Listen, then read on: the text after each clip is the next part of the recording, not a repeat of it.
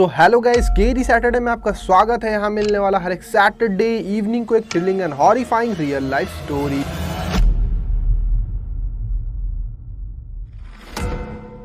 तो ये बात है 2016 की। तो उत्तराखंड के हल्द्वानी में एक आदमी रहता था जिसका नाम था निखिल। निखिल अपनी वाइफ के साथ रहता था जिसका नाम था निकिता। दोनों ही साथ में एक अपार्टमेंट में रहा करते थे फ्लैट लेकर, और दोनों ही एक साथ ऑफिस जाते थे जॉब के लिए। दोनों ही कोलीग्स थे, साथ में जॉब किया करते थे, साथ में घर आते थे, और दोनों ही साथ में बहुत अच्छे से रह रहे होते हैं। उसकी मम्मी पापा जो है वो उससे 15 किलोमीटर दूर रहते हैं, एक छोटा मोटा गाँव रहता है, वहाँ पे रहते हैं। एक बार क्या होता है, इवनिंग के टाइम वो लोग स्नैक्स वगैरह कंज्यूम कर रहे होते हैं, शाम के टाइम करीब 7 बजे के आसपास। तो वो दोनों कुछ न कुछ बात कर रहे होते हैं, बट सडनली निखिल के फ़ोन पे एक कॉल आता है अननोन नंबर से। वो रिसीव करता है, तो जहाँ उसके मम्मी पापा रहते हैं उनके पड़ोसी का कॉल आया रहता है, क्योंकि उनके मम्मी पापा के पास अपना कोई फ़ोन नहीं है। तो जब भी कुछ बात करना रहता है तो वो किसी से फ़ोन वगैरह मांग कर ही बात करते हैं। तो वो कॉल करते हैं और वो बताते हैं कि जो निखिल के पापा है उनका सडनली कुछ फीवर वगैरह बहुत ज़्यादा बढ़ जाता है, बीपी का भी इशू हो जाता है, तो अर्जेंटली ब्लड चढ़ाना पड़ेगा। और वहाँ पे आसपास में किसी का भी ब्लड ग्रुप उनसे मैच नहीं करता है, बट निखिल का ब्लड ग्रुप सेम ही होता है। तो वो बोलते हैं कि जल्दी जल्दी तुम आ जाओ, और कल ऑपरेशन भी होने वाला है, कुछ ट्रीटमेंट वगैरह होने वाला है, तो ब्लड चढ़ाने का कल ही ज़रूरत पड़ेगा। तो तुम अगर हो सके तो कल सुबह तक आ जाओ। तो निखिल बोलता है ठीक है हम लोग जल्दी निकल जाते हैं। तो निकिता पूछती है क्या हुआ, तुम इतना टेंशन में क्यों? निखिल सब कुछ बताता है निकिता को कि उसके पापा का बहुत ज़्यादा हालत ख़राब हो गया, सब कुछ वो बताता है जो भी वो सुना। तो निखिल बोलता है हमें आज ही जाना पड़ेगा क्योंकि कल ऑपरेशन वगैरह है और जो भी है, तो आज हम लोग को निकलना पड़ेगा। और ज़्यादा दूर है भी नहीं, 15-16 किलोमीटर है, तो हम लोग 40-45 मिनट में हम लोग पहुँच जाएंगे। तो फिर निकिता भी 1-1.5 घंटे में जल्दी जल्दी रेडी हो जाती है, और वो लोग रात में ही निकल जाते हैं। वो लोग जब निकलते हैं कार से, जब जा रहे होते हैं, तो रास्ते में एक जगह वो रास्ता बंद रहता है। तो जो वहाँ पे ट्रैफिक वाले होते हैं, ट्रैफिक पुलिस वगैरह होते हैं, तो वो पूछता है कि रास्ता बंद क्यों, मुझे जाना है अर्जेंटली। तो बोलता है कि ये रास्ता तो बंद है, लैंडस्लाइडिंग वगैरह हुआ है, तो यहाँ पे रास्ता बंद है, ये तो आप किसी और रास्ते से जा सकते हो। बट निखिल को और कोई रास्ता याद नहीं है, जब भी जाता है तो इसी रास्ते से जाता है। फिर निकिता नेविगेशन वगैरह सर्च करती है कि और कोई रास्ता से जाया जा सकता है क्या।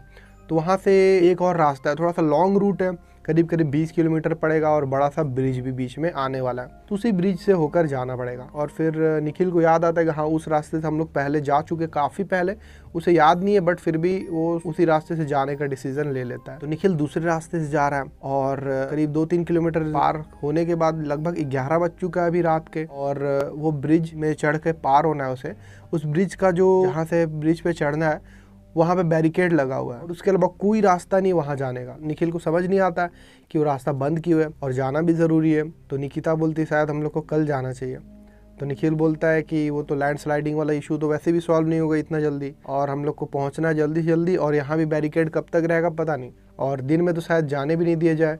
तो वो उतरता है कार से, बैरिकेड को थोड़ा सा हटाता है, और मतलब थोड़ा सा जगह बनाता है कार को एंटर करने के लिए, और फिर कार को चलाकर अंदर कर देता है, फिर बैरिकेड वापस पहले जैसा कर देता है। बट निकिता मना करती कि ये सब मत करो, पता नहीं किस रीज़न से होगा। तो निखिल बोलता है कि क्या ही होगा, कुछ टेंशन नहीं, मैं धीरे धीरे चलाऊंगा, गड्ढा वगैरह होगा, उससे ज़्यादा क्या हो सकता है। तो निखिल और निकिता दोनों ही जाने लगते हैं, उस ब्रिज को पार कर रहे होते हैं। थोड़ा देर ही जैसे ही आगे बढ़ते हैं दोनों, वैसे ही सामने से एक औरत व्हाइट कलर का साड़ी पहने हुए, वो लिफ्ट मांगती है, रोकने के लिए बोलती है कि बहुत ज़रूरी है, बहुत ज़रूरी है, जाना है, पास में छोड़ दो मुझे। तो निखिल बोलता है मैं खुद ही अर्जेंटली जा रहा हूँ, तो मैं कैसे मतलब छोड़ूँ, आप किसी और के साथ चले जाइए। तो फिर और बोलती है नहीं बहुत ज़रूरी है, हाथ जोड़ के रिक्वेस्ट कर रही होती है बहुत ज़्यादा, बस पास में ही छोड़ने के लिए बोलती है वो। तो निखिल मना नहीं कर पाता, तो बोलता है ठीक है आप पीछे बैठ जाइए। तो वो गेट खोलता है और वो औरत बैठ जाती है पीछे। फिर निकिता एकदम धीरे से उसके कान में बोलती है कि ऐसे अननोन पर्सन को नहीं बिठाना चाहिए रात के टाइम, तुम क्यों बिठाए। तो निखिल बोलता है कि अब क्या ही बोलूँ, मना नहीं कर पाया, वो बहुत ज़्यादा रिक्वेस्ट कर रही थी। फिर निखिल कार अपना चलाने लगता है धीरे धीरे आराम से। तो जैसे ही आगे बढ़ता है वो लोग, निकिता को ठंडा ज़्यादा लग रहा है। वो बोलती है एकदम से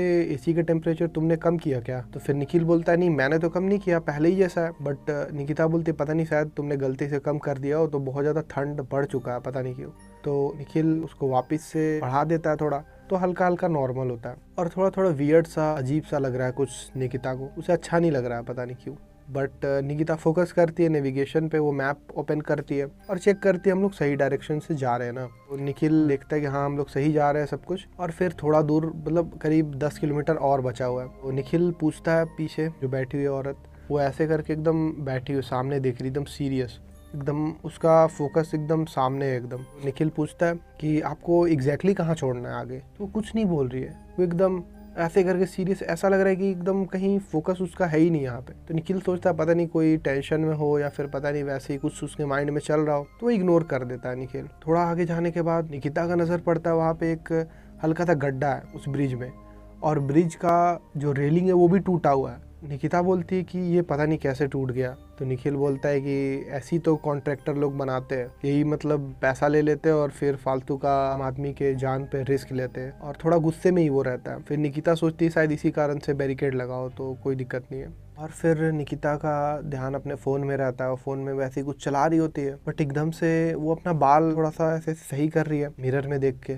मिरर होता है उसमें देख रही है वो, और ऐसे बाल ठीक कर रही है वो, बट एकदम से उसका ध्यान जाता है कि पीछे में तो वो बैठी हुई है बट वहाँ पे दिख नहीं रही है मिरर में। मिरर में ऐसा है पीछे का जो सीट है वो खाली एकदम। तो ये देखकर निकिता बहुत ज़्यादा डर जाती है कि ये ऐसा कैसे हो सकता है। पीछे मुड़कर वो देखती है तो नॉर्मली ऐसे करके बैठी हुई है। जो औरत है वाइट कलर का साड़ी पहने हुए एकदम सीरियस वे में। निकिता हल्का हल्का डर जाती है, और फिर वो सोचती है कि उसके दिमाग का वहम है, और फिर फ़ोन चलाने लगती है और इग्नोर करती है, फ़ोन चलाने लगती है।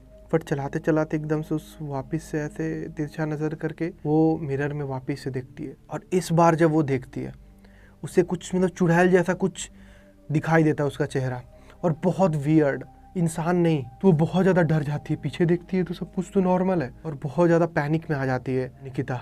और निकिता निखिल का हाथ पकड़ लेती जोर से और धीरे से बोलती है कि पीछे जो बैठी है वो इंसान नहीं है, वो कुछ गड़बड़ है। तो निखिल पीछे मुड़ता है, वो बोलता है कि सब कुछ तो नॉर्मल है, क्या हुआ, बोल नहीं रही, इससे क्या मतलब है। तो निकिता बोलती है कि मिरर में देखो एक बार।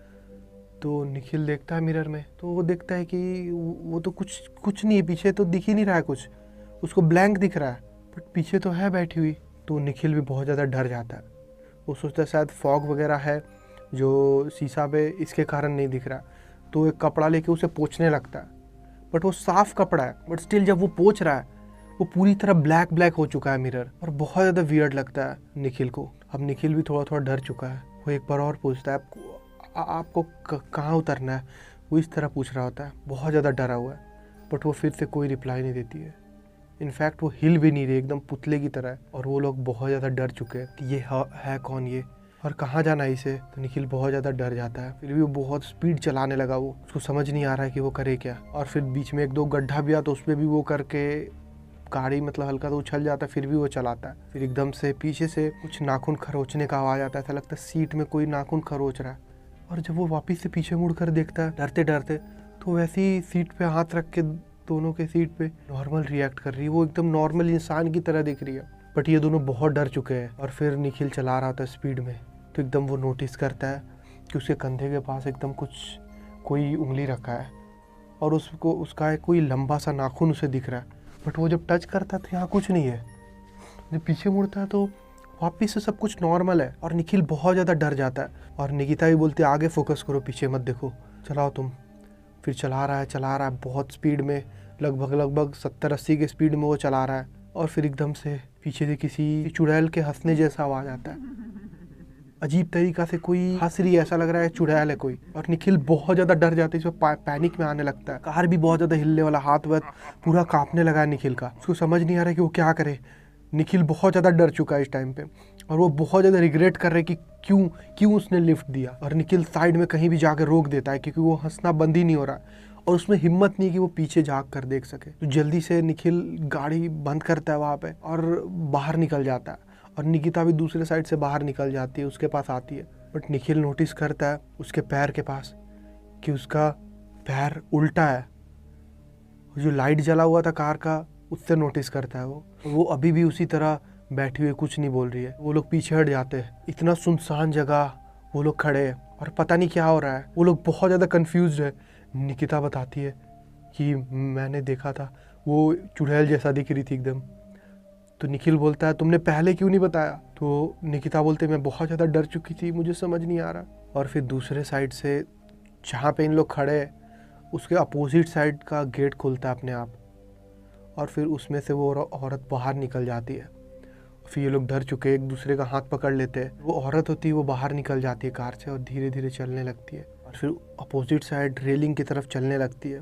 और निखिल बोलता है कि कहाँ जा रही है, और फिर वो रेलिंग पे खड़े हो जाती है। तो निखिल बोलता है ये क्या कर रही है। तो निकिता बोलती है इंसान नहीं, उसका पैर देखो, तुम मत जाओ उसके पास। निखिल बोलता है वो कूद जाएगी, बचाना पड़ेगा उसे। बट निकिता बोलती पागल हो तुम।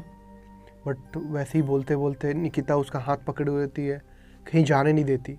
वो औरत रेलिंग से कूद जाती है नीचे की ओर। निखिल बोलता है चलो देखते क्या हुआ। निकिता बोलती है ये सब नहीं देखना चाहिए, मत देखो, चलो हम लोग चलते वापस। तो लोग कार में बैठ जाते हैं और फिर कार नॉर्मली स्टार्ट हो जाता है, और फिर वो लोग बहुत ज़्यादा पैनिक में है, बट जल्दी जल्दी करके वो लोग पहुंच जाते हैं गांव पे। एनी हाउ गाँव पे पहुंचते हैं तो पहले तो वो लोग रेस्ट लेते हैं और मॉर्निंग में अपना ब्लड वगैरह देते हैं। और फिर निखिल जो सभी को वहाँ पे बताता है कि क्या क्या हुआ रात में। वो लोग पूछते भी तुम आए कैसे उस ब्रिज से, वहाँ तो पूरा बैरिकेड लगा हुआ है। तो निखिल बताता है क्या क्या हुआ, ब्रिज में क्या हुआ। तो वो लोग बोलते हैं कि अभी एक दिन पहले ही वहाँ पे एक एक्सीडेंट हुआ बस का, जिसके कारण बहुत लोग का डेथ भी हुआ है। फिर निखिल समझ जाता है कि शायद इसी रीज़न से वो टूटा हुआ था यहाँ वहाँ का ब्रिज। वो बोलते हैं कि अब तुम कुछ दिन रुक कर ही जाओ, अभी मत जाना वापस, क्योंकि सिचुएशन सही नहीं है, थोड़ा कुछ दिन अपने पापा के साथ ही रहो। निखिल बोलता है ठीक है। बट हमेशा निखिल के माइंड में यही चल रहा होता है कि आखिर वो थी कौन, और उसने कुछ किया क्यों नहीं उन लोगों के साथ। नॉर्मली बैठी हुई थी, क्यों आई थी, वो कार में क्यों बैठी थी। सो गाइज आपको क्या लगता है कि आखिर वो थी कौन, और कार में क्यों थी, कहाँ जाना था उसे, क्यों वो कूद गई, आखिर वो थी कौन, इंसान थी या उन लोग का बस इमेजिनेशन था, क्या था गाइज। आप लोग कमेंट में ज़रूर बताना। So that is it for today guys. Video अच्छा लगा तो लाइक ज़रूर से कर देना। यूट्यूब चैनल सभी लोग सब्सक्राइब करके बेल आइकन प्रेस करके ऑल पे कर देना, क्योंकि यहाँ मिलने वाला हर एक सैटरडे इवनिंग को एक thrilling and horrifying real life story. So thanks and all the best to everyone guys.